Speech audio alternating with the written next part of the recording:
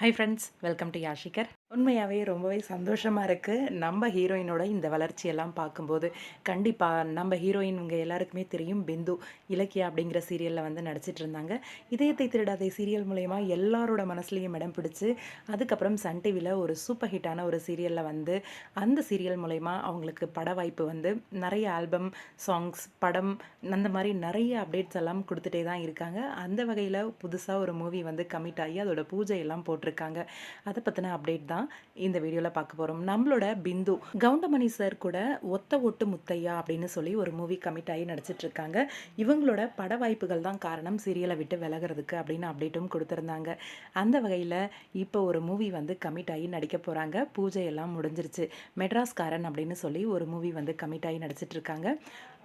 ரொம்பவே சந்தோஷமாக இருக்குது நம்ம பிந்துவோட இந்த வளர்ச்சியை பார்க்கும்போது. வேறு லெவல் ஜெட் வேகத்தில் அவங்களோட வளர்ச்சி உண்மையிலேயே சந்தோஷமாக இருக்குது. அப்கமிங்கில் 2 மூவி கமிட் ஆகவே தான் பிந்துவால் இலக்கியா சீரியல் வந்து கண்டினியூ பண்ண முடியாமல் அவங்க சீரியலை விட்டு விலகியிருக்காங்க. அதுக்காக ரொம்பவே வருத்தப்பட்டு அவங்க ஒரு மெசேஜும் வந்து அவங்களோட இன்ஸ்டாகிராம் பேஜில் வந்து போட்டிருந்தாங்க. யாரும் டிசப்பாயின்மெண்ட் ஆக வேண்டாம். அடுத்தடுத்து பட வாய்ப்புகள் ரொம்பவே சூப்பராக வந்துட்டுருக்கு.